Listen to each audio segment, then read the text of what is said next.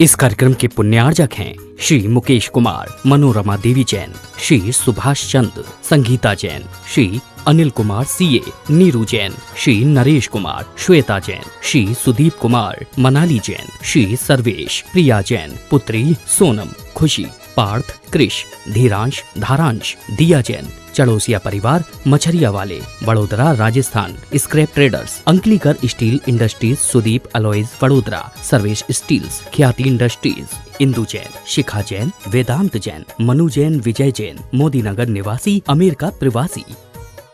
सर्व कल्याण कारकं प्रधानं सर्वधर्माणां जैनम जयतु शासनं। पंच परमेष्टि भगवान के आचार्य श्री गुरुवर कुंद कुंद महाराज के आचार्य श्री गुरुवर विद्यासागर महाराज के सागर जी महाराज की।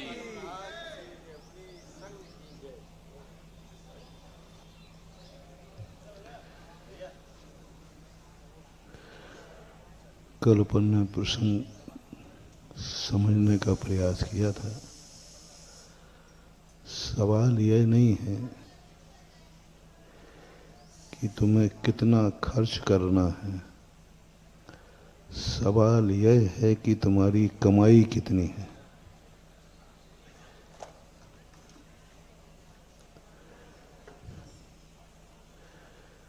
व्यक्ति इसलिए पतित नहीं होता है कि वो गलत कार्य करता है, इसलिए दुख नहीं उठाता है कि उससे कुछ गलत हो जाता है, इसलिए सांसारिक दृष्टि से व्यक्ति दुख उठाता है कि वह अच्छा कितना करता है। तुम कितना खर्च करते हो, संसार में खर्च करने वालों की कोई सीमा नहीं है। ऐसे ऐसे लोग भी हैं जो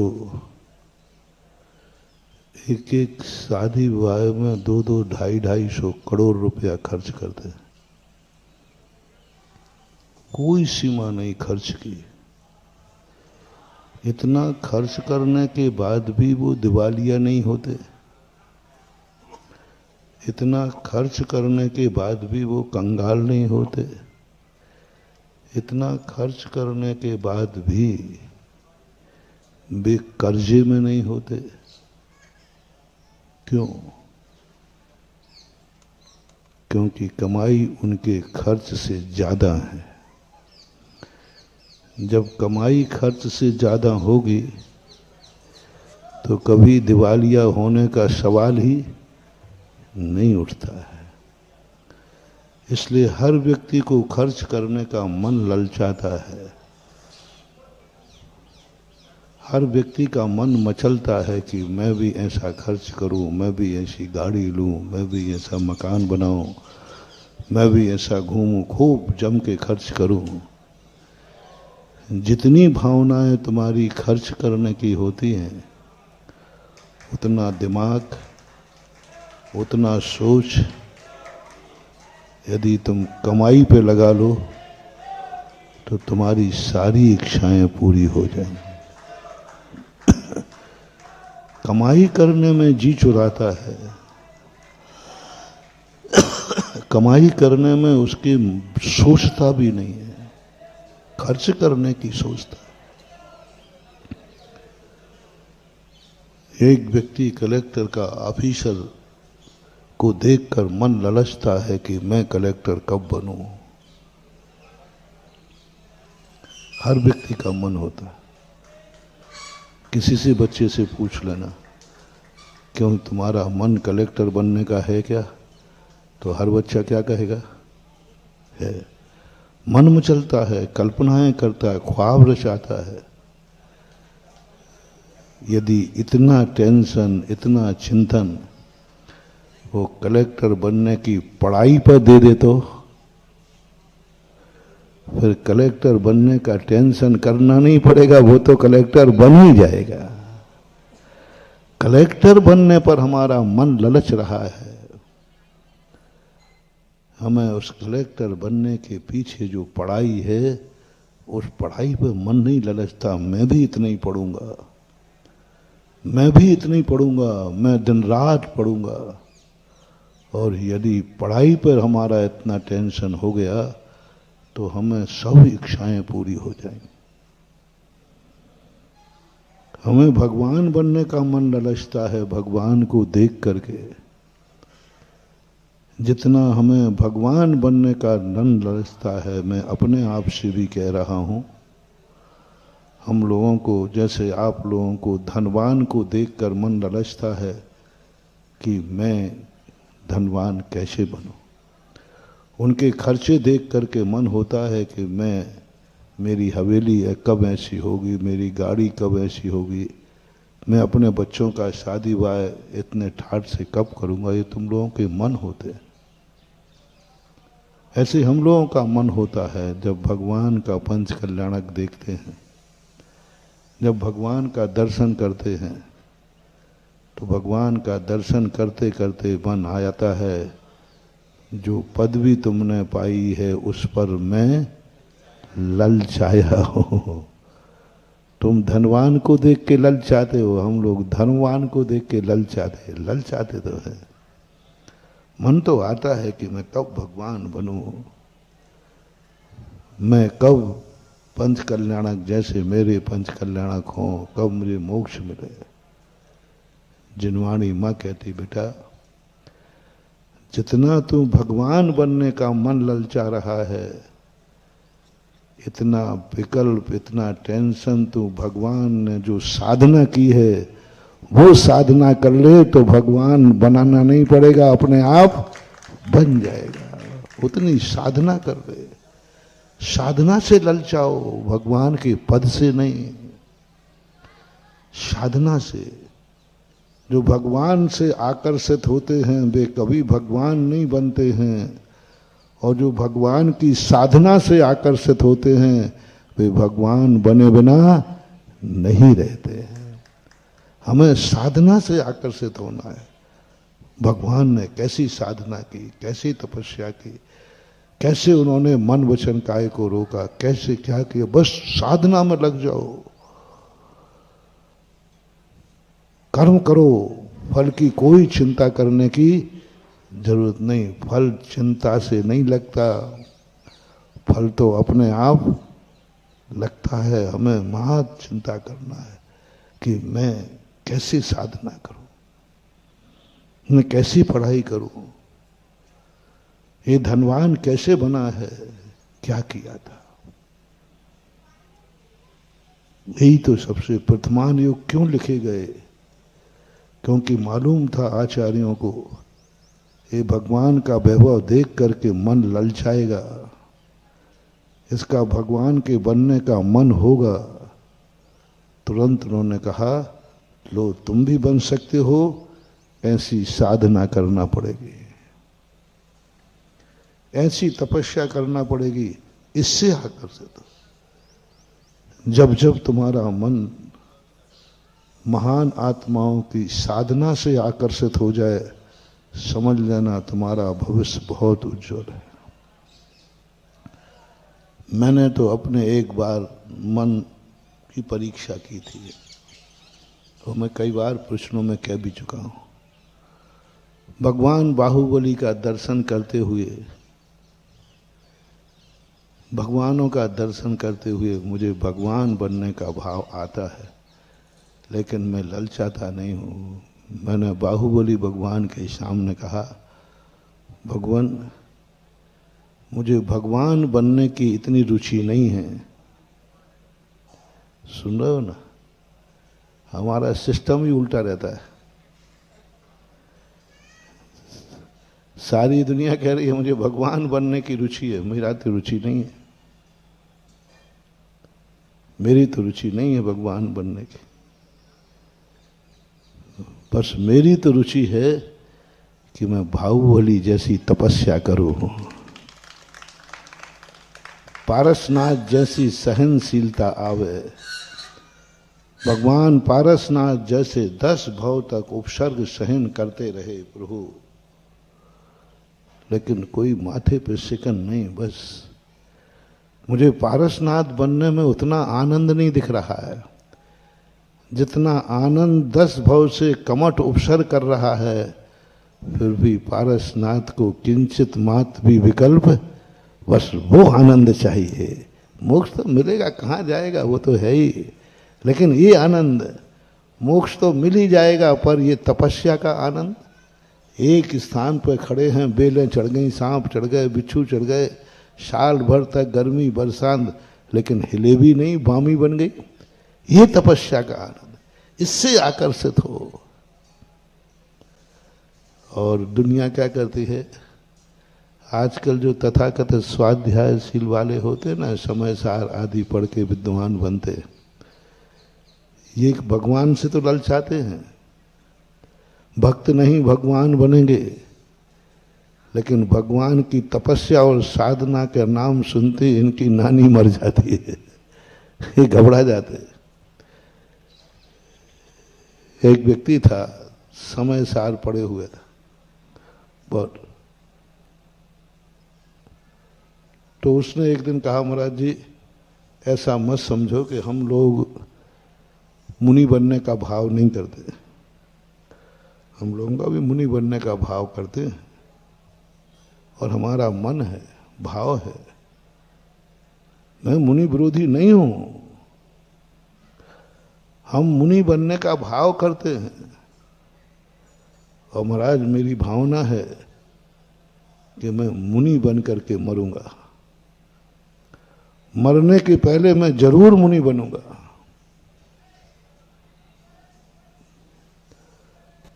क्योंकि मुनि पने में उसने पढ़ा था कि मुनियों में ऐसा आनंद होता है, सो इंद्र नाग नरेंद्र व अहेमेंद्र के नाही कहो, परमा आनंद झलकता है, शास्त्रों में लिखा है। तो उस आनंद को सुनकर के उसका मन मुनि बनने का हो गया,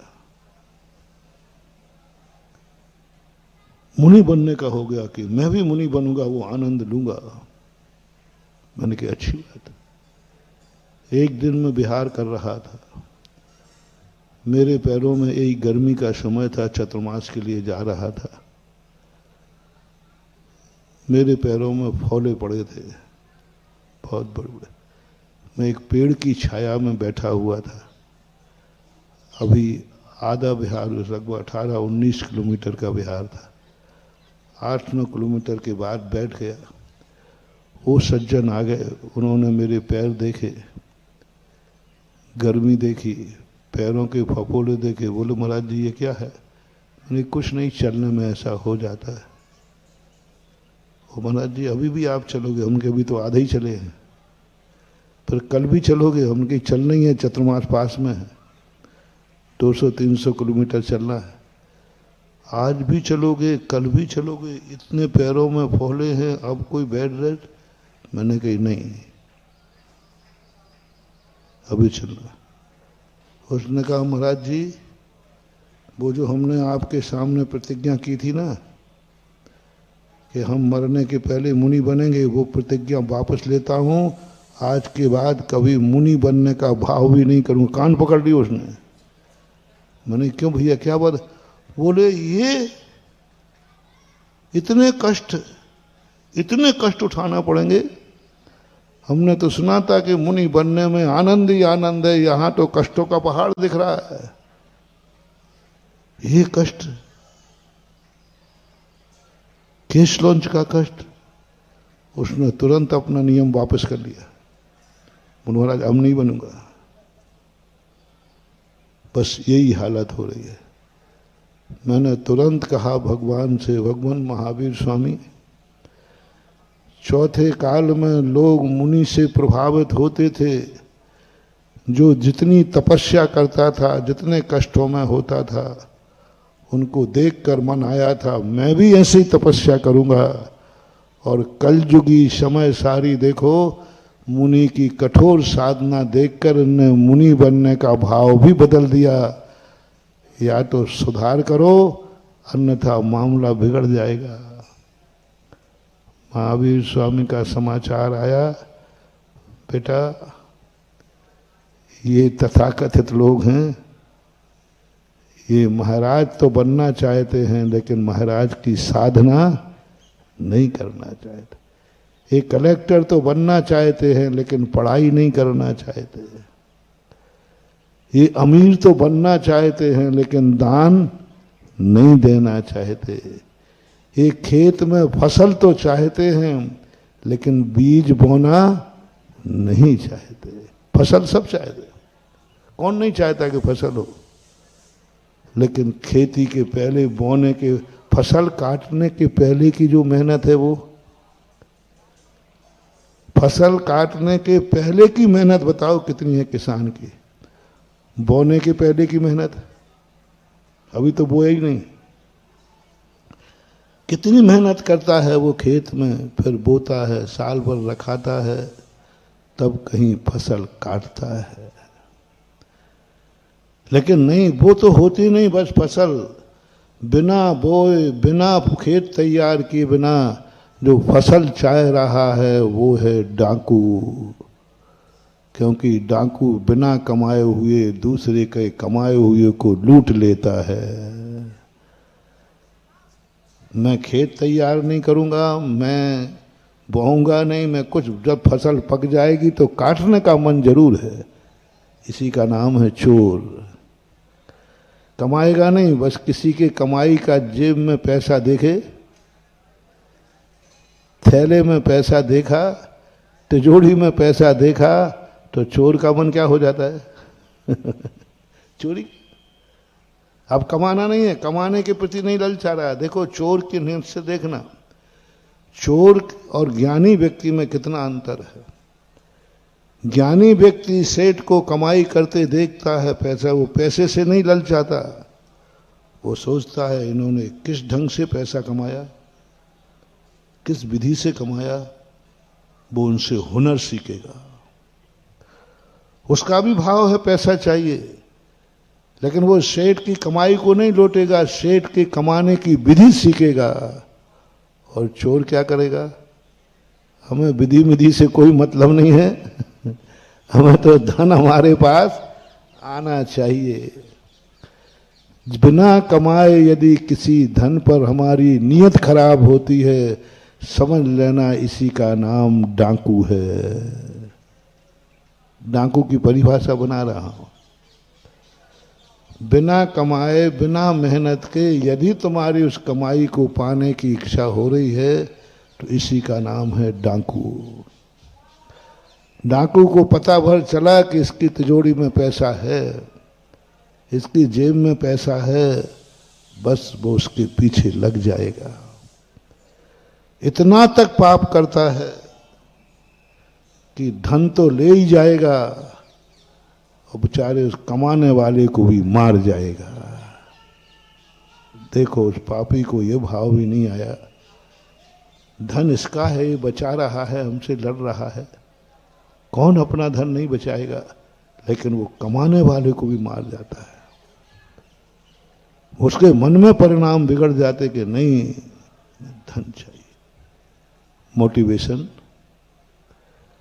जब जब तुम्हें दूसरे की वस्तु पर, तुमने उसको कमाया नहीं, तुमने उसको बनाया नहीं, तुमने उसको खिलाया नहीं, तुमने उसको कुछ नहीं किया, मात्र उसको पाने का भाव आ रहा है, इसी का नाम है डाकू। कोई भी XY वस्तु हो, हम कुछ नहीं करना चाहते, बस ये वस्तु मुझे चाहिए, चाहे धन हो, चाहे दौलत हो, चाहे परिवार हो,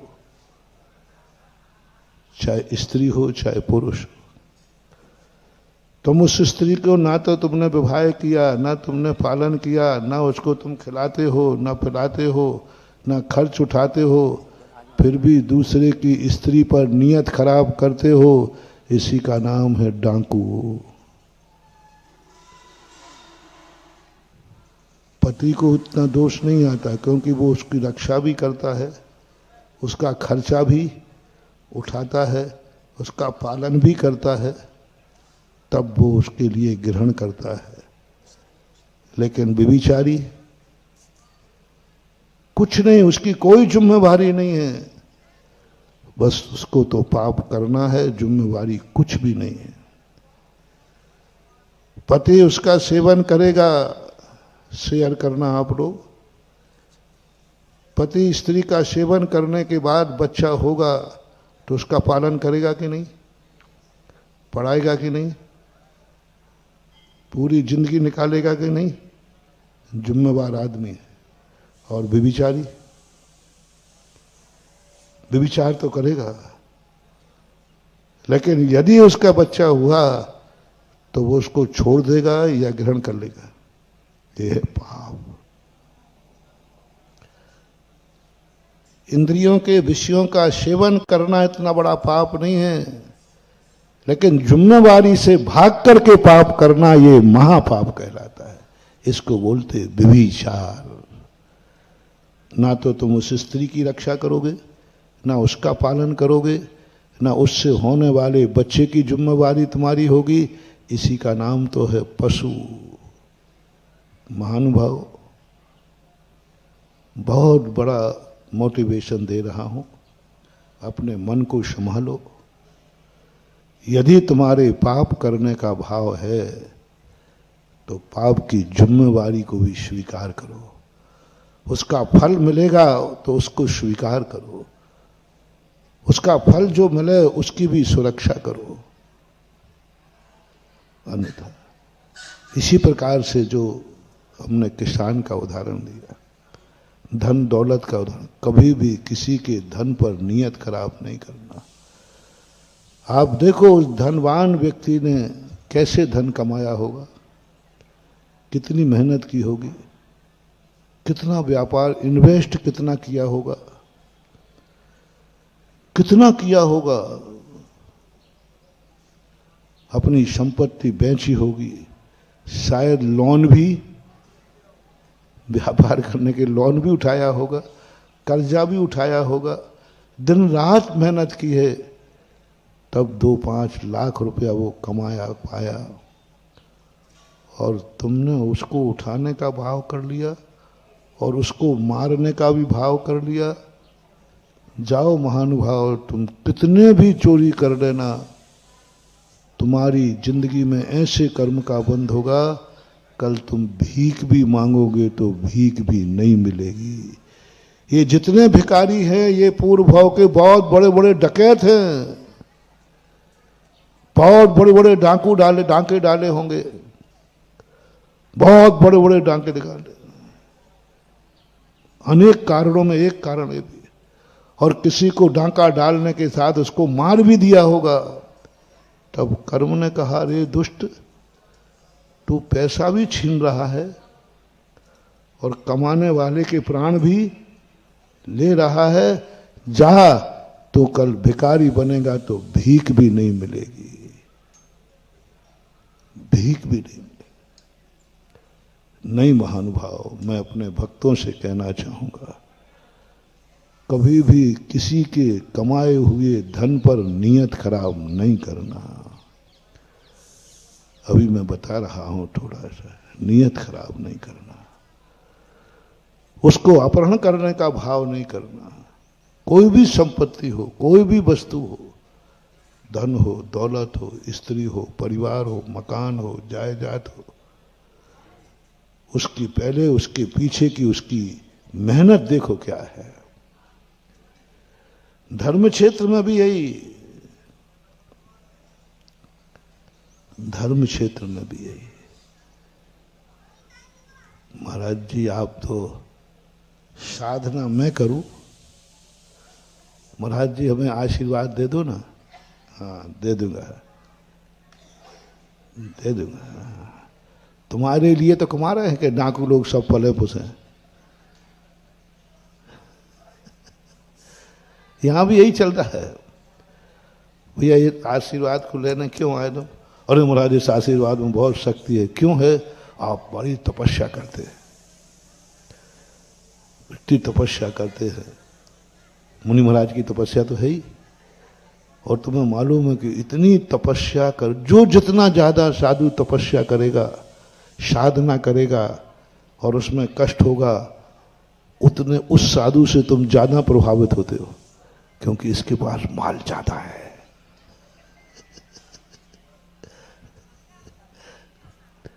तुम व्यापार को देख के अंदाज लगा लेते हो कि इसके पास माल, ऐसे ही तुम साधु की तपस्या देखते हो।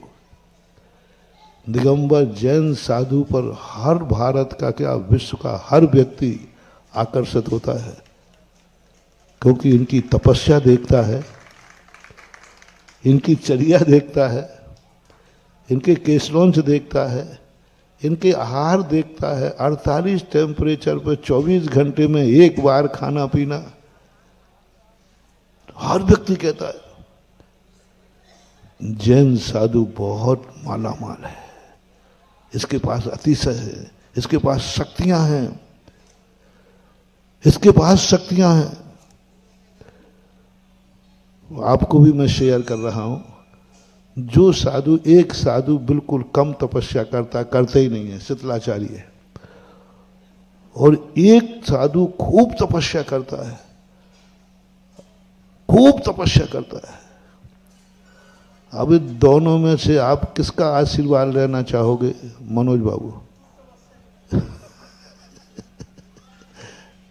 एक बिल्कुल शीतला आराम से रहता है, एसी में बैठा है, कूलर में, सब बिल्कुल कोई कष्ट नहीं है उसको, लेकिन साधु तो कहलाता है। और एक घनघोर तपस्या करता है, इतनी तपस्या, गर्मी में पहाड़ के ऊपर बैठे, सर्दी में नदी किनारे बैठे, और कोई कुछ भी नहीं लेता है। तो आप किसका साथ आशीर्वाद लेना पसंद करोगे? तपस्या वाले का ना। क्यों? महाराज उसके पास माल है। इसके पास देवताओं की शक्तियां भी है, इनके आशीर्वाद में शक्ति है, इनकी वाणी में शक्ति है। और दोनों में से यदि चौका लगाया तो कौन से महाराज के भाव करोगे?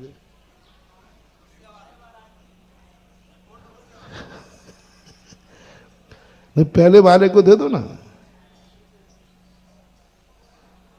चलो वो तुम्हारे यहां हम ऐसा करते हैं, जो शीतलाचारी साधु है उसको हम फिक्स कर देते, पूरी जिंदगी भर तुम्हारे यहां हार करेगा वो।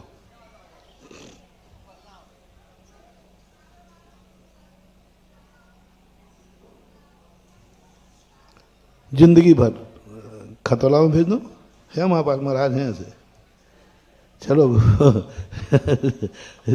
दिव्योदय तीर्थ क्षेत्र में यहीं रह जाएगा, हमेशा हलेगा ही नहीं, प्रतिदिन तो हटेगा ही नहीं, यहीं रहेगा, पक्का है। तुम भगाओगे तो नहीं भगेगा।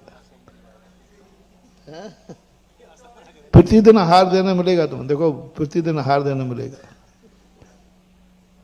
और एक कोई निर्दोष चर्या वाला कठोर तपस्वी है, उसे जिंदगी में मात्र 1 गिलास देने मिलेगा।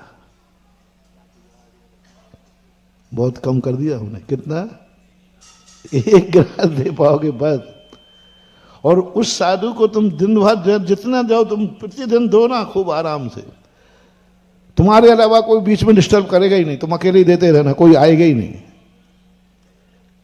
तो तुम क्या पसंद करोगे आप लोग? 1 गिलास, 1 गिलास, आधा गिलास, और देना तो छोड़ो महाराज, यदि हमें देखने मिल जाए तो भी मेरा बेड़ा पार है। उसे देने मिल रहा है तो भी संतोष नहीं है, और तपस्वी का आहार देखने भी मिल जाए तो, शास्त्रों में लिखे हैं ऐसे, देखने मात्र से गिलहरी ने, बंदर ने, महाराज का आहार देखने मात्र से, तपस्वी आहार का देखने मात्र से फल पा गया। अनुमोदना, यहां देने में भी वो फल नहीं है, और वहां मात्र देखने मात्र से वो पुण्य है। क्यों? तुम्हें मालूम है ना कि इनकी कमाई बहुत है। तुम बहुत होशियार बनिया हो, तुम भी कम नहीं हो। सब देखते हो, ये तपस्वी है, साधना कर रहा है, गर्मी सहन कर रहा है, ठंड सहन कर रहा है, तो तुम समझ जाते हो कि यहाँ शक्तियों का माला माल है, इनका आशीर्वाद मिल जाए। हैं? हमारे पूज्य गुरुदेव थे ना,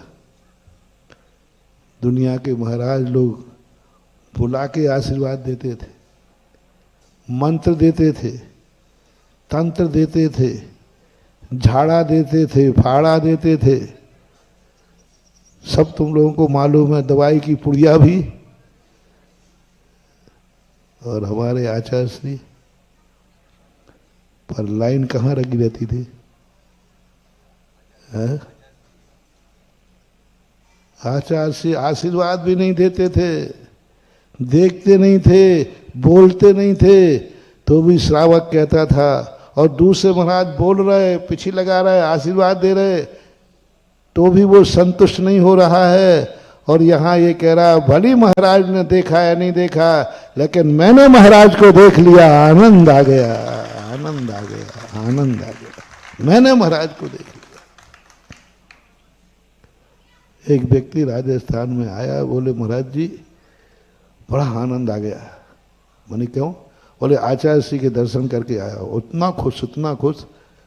मैंने कि तू तो ऐसे खुश हो रहा है जैसे आचार्य श्री ने कुछ तुझे दे दिया हो,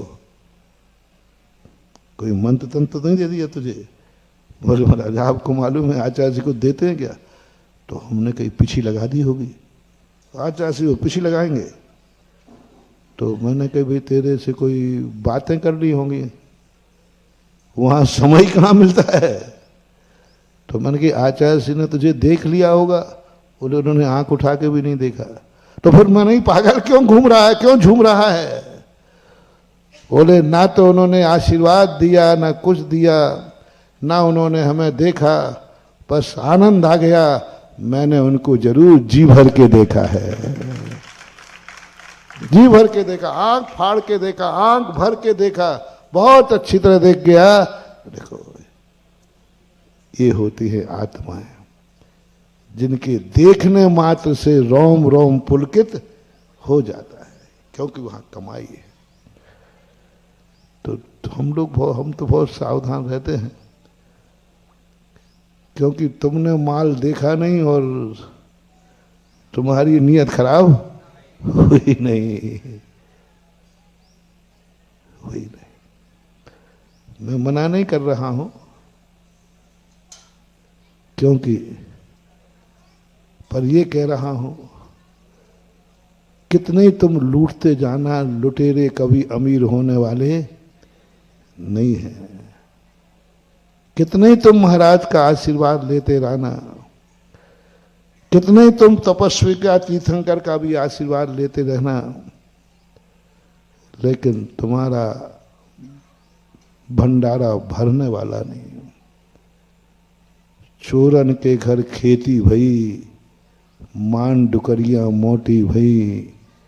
एक लोरी है ना, कौड़ी के रे कौड़ी के, मान पसेरी के, उड़ गए तीतर बस गई मोर। ऐसा इसी में आगे है, चोरन के घर खेती भई, मान डुकरिया। चोरों की कभी खेती होती है क्या? नहीं होती। समझो, मैं इसलिए कह रहा हूं कि तुम लोग अपने गुरुओं को, अपने भगवानों को खूब जम के लूट रहे हो। मुझे भी शामिल कर लेना। तुम हमें लूटते हो, हम भगवान को लूटते हैं क्योंकि हमें भी कोई मूर्ति दिखी नहीं कि ये मूर्ति बड़ी अच्छी है। बस फिर हम सोचते थे यहाँ माल है उसके पाने के लिए तो हमें भली गुफा में जाना पड़े तो चले जाएंगे, क्योंकि वहां माल है है ना। अब वहां जाओगे तो रिक्शे भैया, ऑक्सीजन नहीं है, कुछ भी हो सकता है, चलेगा। डाकू को माल भर दिख जाए, फिर कठिनाई पठनाई वो ऐसे। लेकिन इससे क्या होगा? कितने ग्रहण करते रहे।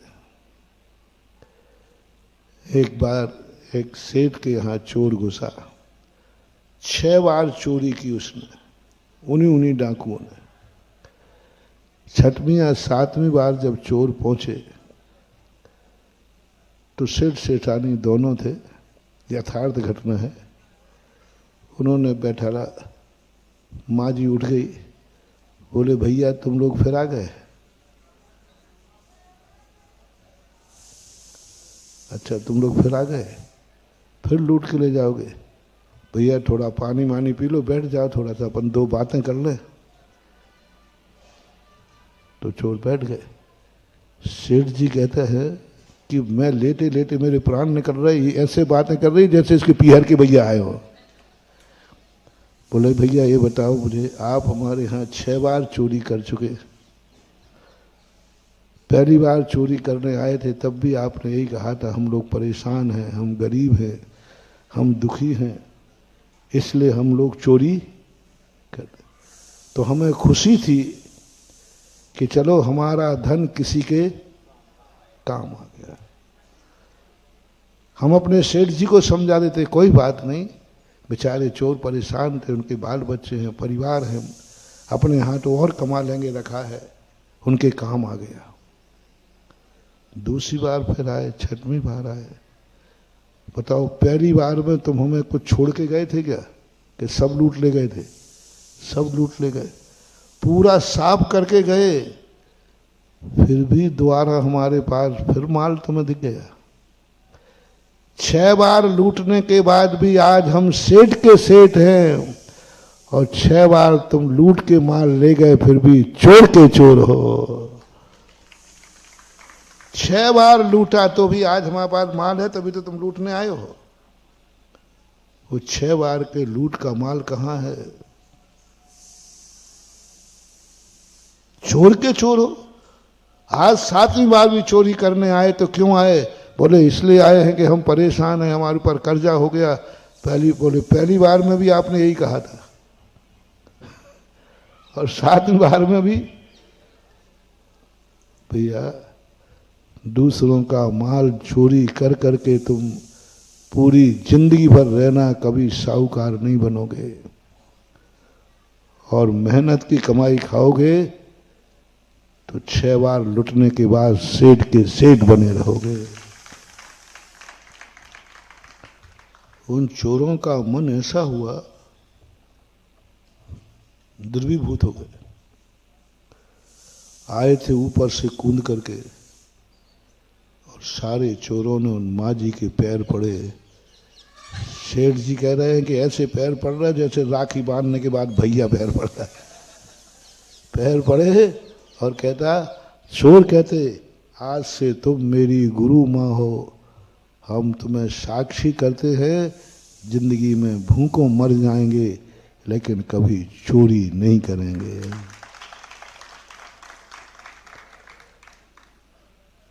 तब शैतान ने कहा नहीं, खाली हाथ तो नहीं जाने दोगे।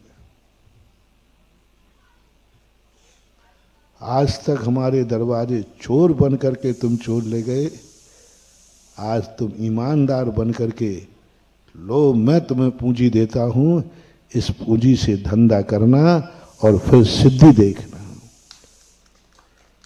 चोरों को रोका, बोले ये, चोरों ने कहा नहीं माँ जी अब मुझे नहीं चाहिए। तो माँ जी कहती नहीं भैया अब ये बहन की भेंट स्वीकार करो, तुम मेरे भाई हो और मैं तुम्हारी, और भैया परेशान रहे और बहन के पास पैसा हो, ये ठीक नहीं है। अब मैं तुम्हें दे रहा हूं। और उसने उस समय की बात है, जो जो सामान अपने घर से निकाला पैसा और उनको सबको दिया, जाओ ये बहन की भेंट है, इससे थोड़ा धंधा शुरू करना और फिर देखना। बताते हैं वो सेठ जी कि वो चोर हर साल रक्षाबंधन पर जब तक माँ जिंदा रही राखी बंधवाने आते थे, और उनका जीवन इतना खुशहाल हो गया, उनके परिवार के बच्चे पढ़ लिख गए, कई बच्चे ऑफिसर बन गए और आज उस समय वो खाते पीते अच्छे परिवार के हो गए। तो कहने का भाव ये है कि दूसरे की संपत्ति पर जब तब तुम नियत खराब करोगे, ले तो लोगे, ले तो लोगे, क्योंकि तुम चोर चोर आया है तो ले तो जाएगा, लेकिन सिद्धि होने वाली नहीं है। अब दूसरा पॉइंट जो है, हमें यदि स्पर्धा हो रही है, ईर्षा नहीं करना। दो बातें ध्यान रख लेना। जो वस्तु हमें चाहिए है, वह वस्तु जिसके पास भी है, उससे हम कभी ईर्षा नहीं करेंगे। मोटिवेशन सूत्र लो।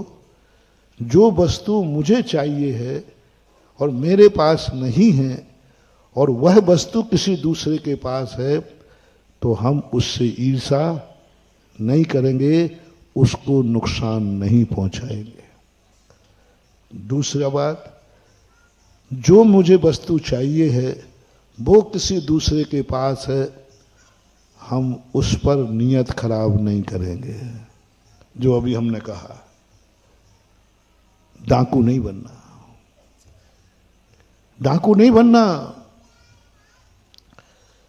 किसी के पास कुछ भी हो, चाहे धर्म हो, चाहे धन हो,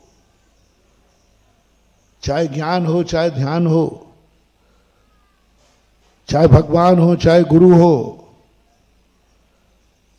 जो हमें चाहिए है उसको पाने के लिए जिसको मिल गया है, उससे कभी मैं ईर्षा भाव नहीं करूंगा, जलन नहीं करूंगा, कुड़ूंगा नहीं। बहुत बड़ा मंत्र दे रहा हूं महानुभाव, कुड़ना नहीं। तुम परीक्षा दे रहे थे, फेल हो गए, जो पास हो गया उससे ईर्षा मत करना। तुम मकान बनाना चाहते, नहीं बना पाए, पड़ोसी का बन गया, ईर्षा मत करना। बहुत सिद्धि मंत्र दे रहा हूं, दिव्य मंत्र दे रहा हूं, दिव्य मंत्र दे रहा हूं। बस ईर्षा नहीं करना, जलना नहीं। छोटा सा उदाहरण देके समझाता हूं, कई बार समझाया है। आपको सिर दर्द हो रहा है, माइग्रेन आपको है, आपको नींद नहीं आ रही, पड़ोसी में तुम्हारा व्यक्ति एक सो रहा है, वो घर्राटे लेके सो रहा है, तुम्हारा माइग्रेन है, सिर दर्द है। महाराज जी, हमारा सिर दर्द कभी ठीक होगा कि नहीं होगा? मैं थोड़ा जांच कर लूं? हमारे पास जांच, डॉक्टर भी कहता थोड़ा जांच तो करा दो, तो मैं जांच करा रहा हूं तुम्हारा सिर दर्द ठीक होगा कि नहीं।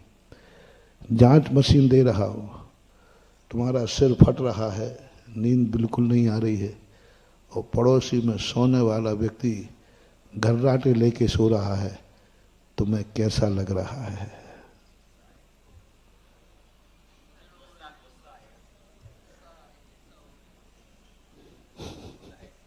जांच मशीन पे हो आप अभी, आपका माइग्रेन जांच मशीन पे रखा है। यदि तुम्हें गुस्सा आ रहा है ना, इसको दो मारो, मेरे प्राण निकल रहे हैं और ये घर्राटे लेके सो रहा है, जाओ, तुम्हारा माइग्रेन कभी ठीक नहीं होगा, लाइलाज है, क्योंकि तुम सोने वाले से ईर्षा कर रहे हो। मैं ये नहीं कह रहा हूं कि माइग्रेन हो तो तुम रोना मत, माइग्रेन हो तो तुम दुखी मत होना, सहन करना, वो तुम्हारे बस की बात नहीं है। वो खाता हमारे छोड़ो। हम साधु लोग कष्ट आने पर सहन करते हैं, सहन करेंगे, रोएंगे नहीं। सिर दर्द हो रहा है, ध्यान करेंगे, लेकिन ये तुम्हारे बस की बात नहीं है। हम सहन कर लेंगे, कितना भी दर्द हो, कुछ भी हो, सहन करेंगे इससे कर्मों का दर्द दूर हो जाएगा, एक दिन ठीक हो जाएगा। लेकिन सहन करने की क्षमता हर व्यक्ति में नहीं होती, खास तौर से गृहस्थ में। तुम में सहन करने की क्षमता नहीं है तो लो, मैं दूसरा मंत्र दे रहा हूं। यदि आपको ये भाव आ गया, उसके प्रति ईर्ष्या हो गई, जलन, देखो कैसे सो रहा है, मेरे प्राण निकल रहे हैं, जाओ, आपकी लाइलाज बीमारी है अब। और जितने जितने तुम जलते जाओगे सोने वाले से, माइग्रेन हेमरेज में बदल जाएगा। इलाज कुछ नहीं करना, और उसकी नींद को छीनना नहीं, ईर्ष्या करना नहीं, और उसकी नींद को छीनना नहीं, उसकी नींद हराम नहीं कर देना। इतने जोर से चिल्लाओ, इतने जोर से बोलो, उसकी बेचारी नींद खराब हो जाए। नींद हराम नहीं करना, उसकी नींद नहीं छीनना, ये दूसरा पथ है। इसी को सब चीज में लगा लेना, धन में, दौलत में, पढ़ाई में, लिखाई में, भगवान में, गुरु में। कभी ईर्ष्या भाव नहीं करना। देख दूसरों की बढ़ती को कभी न ईर्ष्या भाग, बस ईर्ष्या नहीं करूंगा बस। और दूसरा पॉइंट क्या दिया, जो मुझे चाहिए है और उसके पास है, उसको कभी छीनने का भाव मत करना। उसको छीनना नहीं, छीनने का भाव किया कि तुम डाकू हो। क्योंकि डाकू जिस वस्तु पर मन खराब कर लेता है, उसको उससे छीन लेता है। सबसे बड़ा पापी का लक्षण है ये। सबसे बड़ा पापी का लक्षण है कि दूसरे की वस्तु को उसने चाहा, उसको छीन लिया। पाप करने वाले से भी बड़ा पापी है दूसरे की वस्तु छीनना। जैसे रावण ने सीता को पसंद किया, राम से छीन लिया। आज संसार का सबसे बड़ा पापी है। दुनिया एक बार मरती है, एक बार जलती है, लेकिन ऐसा पापी हर साल जन्मता है, हर साल मरता है और हर साल जलाया जाता है। क्योंकि उसने जो वस्तु उसको पसंद थी, दूसरे के बाद ही छीनने का भाव किया। इसलिए मेरा कहना है, छीनने का भाव कभी नहीं करना। अब करना क्या है, ये प्रयास करो। बनना तो इस जैसा है, अमीर तो बनना है, भगवान तो बनना है। भगवान को देख के ईर्ष्या मत करो, उनका ईर्ष्या, भगवान पद मत छीनो। लेकिन भगवान बनना तो है, मन तो ललच गया है, धनी तो बनना है। बस उससे ये गुण सीखो कि उसने ये धन कैसे कमाया। गुरु के पास जाओ, भगवान मैंने धनी बनना है, हमारा पड़ोसी बहुत धनी है, तो गुरु दो बातें तुमसे पूछेंगे। उसके धनी होने पर तुम्हें ईर्ष्या भाव तो नहीं है? बोले नहीं है। उसके धन को छीनने का भाव तो नहीं है? बोलते जाओ नहीं है। तो लो, मैं तुम्हें एडमिशन देता हूं अमीर बनने की क्लास में। यदि तुम्हें ईर्ष्या भाव हो तो मत हमारी क्लास में आना।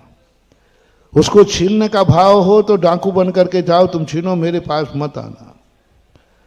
नहीं महाराज, मेरा छीनने का भाव भी नहीं है, उससे ईर्ष्या भाव नहीं है, लेकिन मुझे भी अमीर बनने का मन है। अब मामला बैठ जाएगा। भगवान, मुझे आपकी भगवत्ता नहीं छीनना, आपसे ईर्ष्या भी नहीं, मैं तो आपको नमोस्तु करता हूं, लेकिन बस भगवान मुझे एक बार आप जैसा बनना है। आप जैसा बनना है, अमीर बनना है, हमें पास होना है, वो विधि सिखाओ।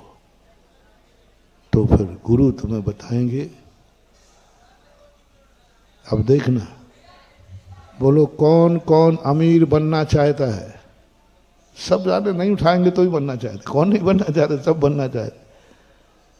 हमसे पूछो तुम, महाराज आप भगवान बनना चाहते हो? 3 हाथ उठाओ। तेरी बनना चाहते, हमारे सब बनना चाहते, भगवान को नहीं बनना चाहते।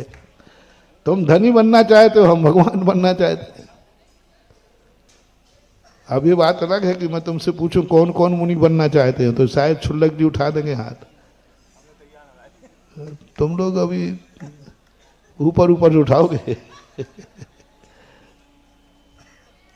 कोई बात नहीं, भक्ति है, हमारी भक्ति बता रही है, हमारी श्रद्धा बता रही है कि हम भगवान से ईर्ष्या नहीं करते हैं।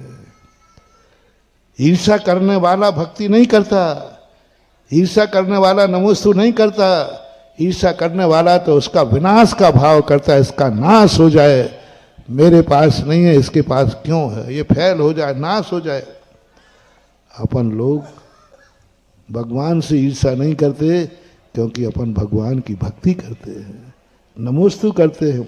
इसलिए भगवान मैं ईर्ष्या नहीं कर रहा हूं। देखो ईर्ष्या करता है तो फिर काय को पंचकलन करता, काय को आपको यहाँ बैठालता। हाँ भगवान कहते ईर्ष्या तो नहीं करता, फिर क्या बात है, तो मुझे लूटने आया होगा माल देख करके। भगवान डाकू नहीं हो, डाकू माल लेने के लिए माल मालिक को भी मार देता है। मैंने कभी आपको कोई भी हानि पहुंचाने का भाव नहीं किया, तो फिर क्या बात है। बस भगवान एक बात है, आपको जब से देखा है आप जैसा बनने का भाव हो रहा है। गुरु को देखा है तो साधु बनने का भाव हो रहा है, धनवान को देखा है तो धनवान बनने का भाव हो रहा है, कलेक्टर को देखा है तो कलेक्टर बनने का, कोई बात नहीं, यहां तक चलेगा। अब यहां की विधि, सबने कहा है अमीर बनना है, जिनको नहीं बनना है वो अपना फॉर्म वापस ले ले। सबको अमीर बनना है कि नहीं? ओ छोकरो, ओ माता बहनों, बनना है कि नहीं? क्यों तुम लोग? हाँ, अरे वो तो पहले ही बैठेगा, तो बरात देव तो नहीं बंद। आप बोलो और हम अभी हाल टेप कर ले रहे हैं, सब में फिर बाहर सब करेंगे। हाँ, तो सीधे सीधे तुम्हें सुनाऊंगा तो ठीक नहीं है। एक उदाहरण देता हूं। एक सज्जन लोग आए एक पाए को, बोले महाराज जी हमारे लिए आप आशीर्वाद दो, वो यार वाला आशीर्वाद जो आप आर के मार्बल वाले को देते हो। देखो महाराज वो ही वाला चाहिए। मैंने कि वो वाला हमारे पास तो आशीर्वाद एक ही क्वालिटी का है। अरे नहीं महाराज ये सब बातें कहवे की है। मैंने क्या बात है? अरे महाराज आप लोगों के आशीर्वाद से हमारे खान का माल जो है हम 6 महीने उधार देते हैं तो कोई नहीं लेता, और वो 6 महीने पहले एडवांस लेते हैं तो लाइन लगा के बिकता है, आजू बाजू माइंस है। तो हम लोगों ने सोचा कि मामला और कुछ नहीं है, ये बस आप लोगों के भक्त हैं इसलिए आप लोग ये गड़बड़ करते हो, पर वो हमें दे। मैंने कि भैया ठीक है, अब तुमने भेद ही कर दिया है तो देता हूं। सब तैयार बैठ गए। अजमेर और नसीराबाद के बीच में एक 7 नंबर टैंक पड़ता है, वहां की घटना है, बिहार का तिरका। मैंने कहा तुम्हारी इनकम कितनी है? तो महाराज 50 लाख रुपया साल का। मैंने की पाटनी जी की कितनी है? अरे महाराज जी उनकी तो गिनती नहीं, 25-50 करोड़ की होगी। उनकी और ज्यादा बता दो, उनकी 200 की व्यक्ति ज्यादा बताता है और अपनी कम बताता है। मैंने ठीक है,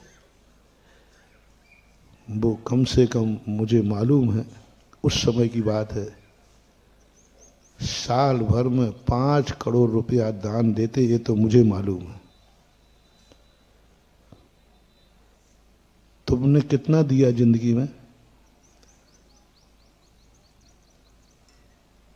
मैंने कि अब अमीर बनने की क्लास चालू है, बोनी तो कराऊंगा कि नहीं, बिना बोनी के बना दूंगा क्या?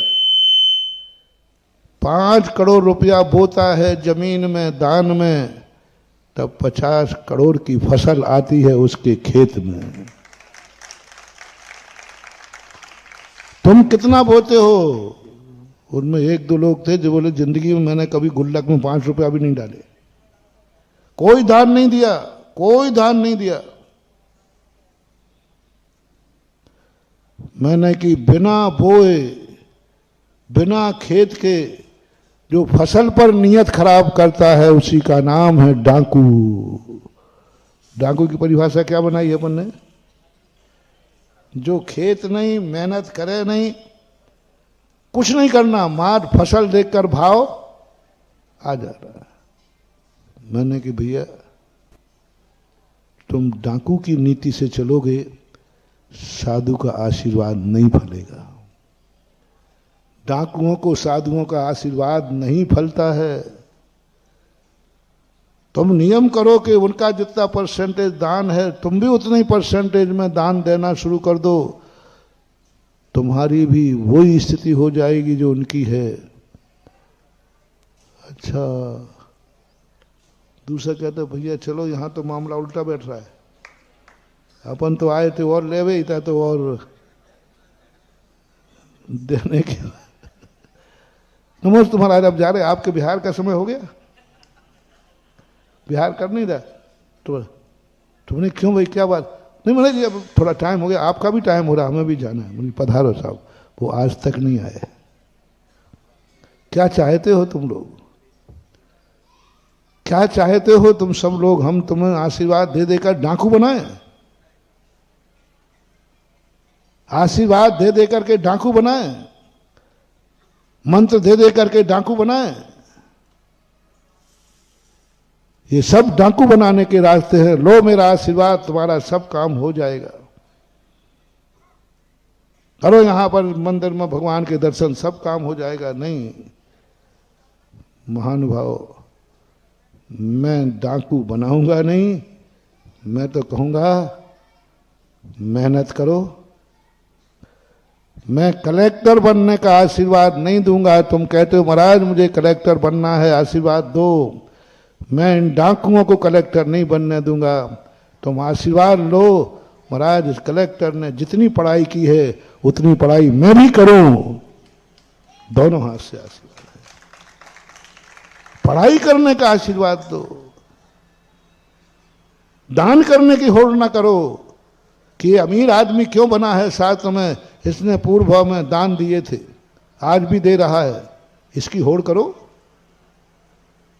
99% लोग अमीर को देखकर अमीर बनने का भाव करते हैं, लेकिन 99% लोग वो दान भी देता है, इसकी कोई बराबरी। आपके ये भाव जब आ जाए महानुभाव, मोटिवेशन, अमीर को देखकर अमीर बनने का भाव आवे, मैं नहीं कह सकता हूं कि तुम अमीर बनोगे,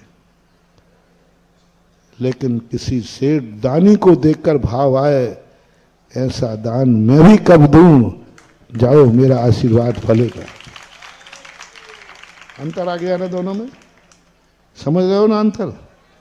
अमीर को देखकर अमीर बनने का भाव आ जाएगा। ये शेख चिल्ली हो जो है वो भी चला जाएगा। शेख चिल्ली जैसी कल्पनाएं करते हो, एक शेख चिल्ली होता है हमारे, एक जोक है। शेख चिल्ली क्या था, एक छाछ का बेचता था। वो बेचने जाता था, रास्ते में थक गया, एक दिन पेड़ के नीचे सोया, नींद आ गई। नींद में स्वप्न देखता है, मैं छाछ बेच करके एक दिन बहुत पैसा कमाऊंगा। पैसा कमाऊंगा तो मैं एक भैंस ले लूंगा, घर की भैंस हो जाएगी तो दूध बेचूंगा तो पैसा हो जाएगा, तो मेरी शादी हो जाएगी, शादी हो जाएगी तो एक बच्चा हो जाएगा। बच्चा जिस दिन गड़बड़ करेगा मैं उसको एक लात मारूंगा। उसने एक लात मारी, वो दही की जो छाछ की मटकिया थी वो फूट गई। जाओ ये क्या हो गया? सुन रहे हो रे शेख चिल्लियो? कल्पना की उड़ाने भरते रहते हो। विधि सीखो। कभी किसी दानी को देखकर मन में भाव लाओ, प्रभु बस मुझे कुछ नहीं चाहिए, एक दिन मैं भी दिव्योदय तीर्थ क्षेत्र में जिनालय बनाऊं।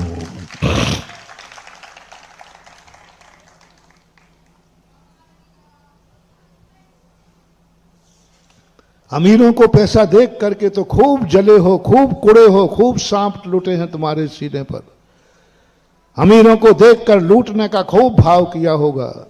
एक बार मेरी बात मान लो, किसी दानी को देखकर मन में भाव करना, बस प्रभु कुछ नहीं चाहिए, बस जैसा इन्होंने मंदिर बनाना मैं भी एक बार ऐसा दान दे सकूं, मैं भी मंदिर बना सकूं, मैं भी संतशाला बना सकूं, मैं भी कुछ कर सकूं, मेरे द्वारा भी कुछ हो जाए, बस मुझे बस इन जैसा दान देना है, इन जैसा दान देना है, बस माला फेरो। 6 महीने के अंदर तुम्हारी किस्मत बदलना चालू हो जाएगी, ऊपर से नहीं। नहीं तो तुम दिन भर भावना भरो, शाम को तुझे देखो आया कि नहीं, आया कि नहीं, ऐसा मत करना, नहीं तो तुम भावना गड़बड़ कर दोगे। बीज जमीन में बोया है, उसे बार बार उखाड़ के मत देखो अंकुर आया कि नहीं। तुम तो बस भावना भाव जा, मुझे कुछ नहीं चाहिए, ना तिजोरी में माल चाहिए, ना अमीर बनना, मुझे तो बस एक दिन जैसा इन्होंने जिनेन्द्र देव का मंदिर बनाया है, मैं भी इसके शिलान्यास में कहा था ना मैंने, एक शिला रखना है हीम की। क्या भावना से कि भगवान आज शिला रख रहा हूं, बस ऐसी शक्ति दे दे, एक शिला ऐसी रखूं कि पूरा मंदिर में एक दिन मैं खुद अपने द्वारा बनाऊं जैसा इन्होंने बनाया। जैसा कलेक्टर ने किया है ऐसी पढ़ाई मैं करूं, बस मुझे जाओ भगवान के पास, जाओ गुरुओं के पास, कलेक्टर बनने का आशीर्वाद मत मांगो। जैसा कलेक्टर ने पढ़ाई की है बस ऐसी पढ़ाई मैं भी करूंगा। भगवानों से अब मैं अपने लिए भी कह दूं, भगवान का पद देखकर भगवान बनने का भाव करना मैंने भी खूब कर लिया, कुछ नहीं हुआ। अब मैंने पैटर्न बदल दिया, पहले यही कहता भगवान आप मुझे भगवान बना दो ना, नहीं अब तो मन ही बदल दिया।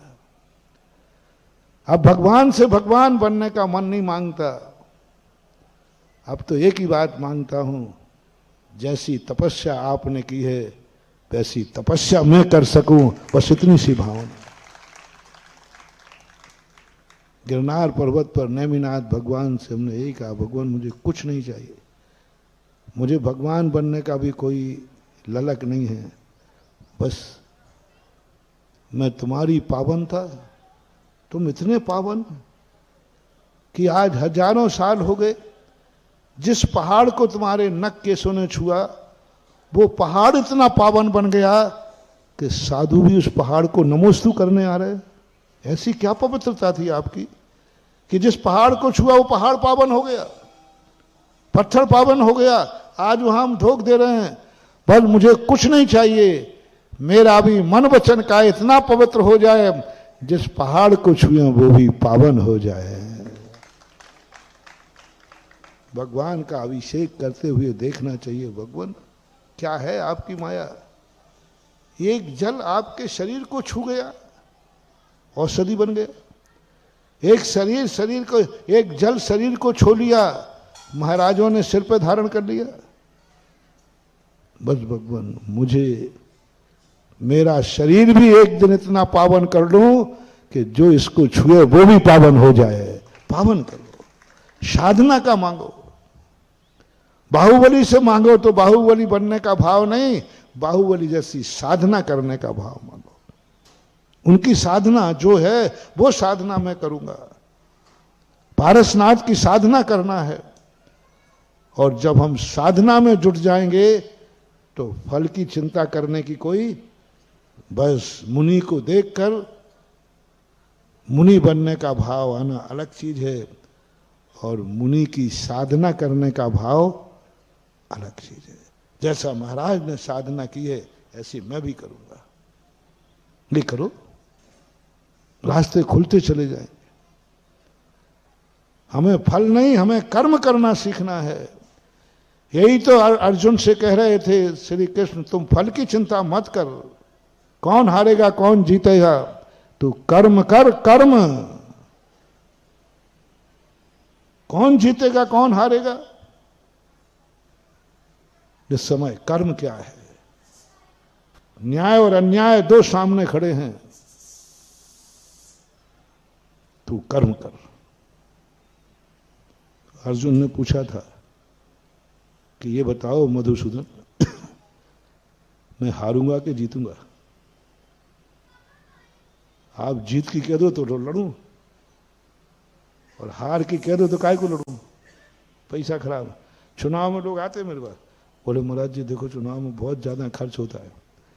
ये चुनाव के समय लोग आते ना तो हम पूछते भाई क्यों आए हो? अरे महाराज इसलिए आया हूं, चुनाव में आजकल बहुत पैसा खर्च होते हैं, आप बता दो जीतने की उम्मीद हो तो खड़ा हो जाओ, और नहीं हो तो फिर काहे को बर्बाद हो? मैं कहता हूं नहीं, कर्म करो कर्म। पूरे गीता में कृष्ण जी ने अर्जुन से एक ही बात कही, हार जीत की चिंता मत करो। कौन हारेगा कौन जीतेगा एक बार भी श्री कृष्ण ने नहीं कहा, जानते थे सब। उन्होंने एक ही उपदेश किया, कर्म करो कर्म। और कर्म करने वाला कभी फेल नहीं होता, कोशिश करने वालों की कभी हार नहीं होती है। साधना करने वाले कभी फेल नहीं होते हैं, पढ़ने वाले कभी फेल नहीं होते हैं, कमाई करने वाले कभी दरिद्र नहीं होते हैं, क्योंकि साधन की तरफ जाओ, साधन की तरफ। और ये स्थितियां हमारे जीवन में, ये क्षेत्र जो तुम्हारे लिए बनाए गए हैं, ये कर्म करने के लिए बनाए गए। इसलिए मैं ये क्षेत्र नहीं बनाया है मैंने, सुनो रे गोसलपुर वालों, जबलपुर आस पास, मैं क्षेत्र नहीं बनाता हूँ। मैं पहले ही कह देता हूँ, ना मैंने कोई भगवान को बैठाला है, भगवान का मंदिर तो मैं कभी बनाऊंगा ही नहीं, तीर्थ क्षेत्र में कभी बनाऊंगा नहीं। मैंने तो अपने भक्तों को अमीर बनने की खेती कराई है। ये क्षेत्र खेत हैं, दान बीज है, क्षेत्र खेत हैं। ये दो नियम तुम करो कि मेरे महाराज ने खेत तैयार कर दिया है, मैं अपना दान रूपी बीज बोऊंगा, जाओ फसल की चिंता मत करना, फसल तो अपने आप लहराएगी।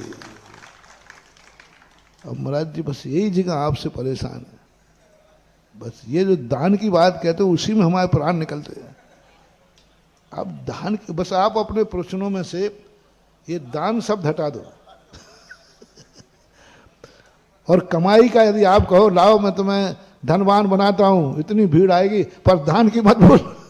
दान की बोलते तुम क्या बोलोगे? महाराज जी प्रश्न का समय हो गया आपका।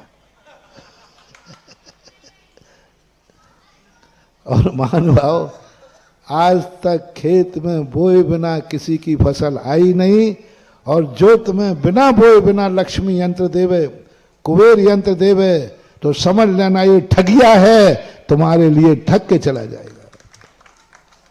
क्या खेत में बिना बोए कोई कहे मैं एक तुम्हें यंत्र देता हूं, बिना कोई बीज नहीं बोना, कोई खेत नहीं, फसल आ जाएगी, समझ लेना ठगिया है। क्योंकि बिना बीज के फल कभी, इसी प्रकार बिना साधना के फल नहीं बनेगा, बिना दान के कोई अमीर हुआ नहीं, हो नहीं रहा, होगा नहीं। अपनी अपनी शक्ति प्रमाण कुछ ना कुछ दान देना ही पड़ेगा।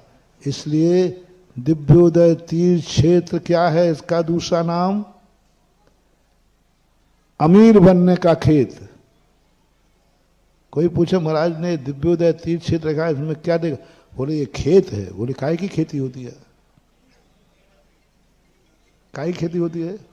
अमीर बनने की खेती होती है, यही कहते हैं ना। बिल्कुल महाराज जी अमीर बनने की खेती होती, तो वो आना शुरू कर, वो नारियल लेके तुरंत आ जाएगा। अच्छा, तो उन्होंने कहा नहीं, पहले बीज बोना पड़ता है। बीज क्या? दान, तो तुरंत भग जाएगा। दान रूपी बीज इस क्षेत्र में बोगे तो अमीर रूपी खेती तुम्हें फलेगी। जितना भी हम धर्म का उपदेश दे रहे हैं सब श्रावकों के उद्धार के लिए है। समय आपका हो गया। आज इतने कह के महावीर भगवान की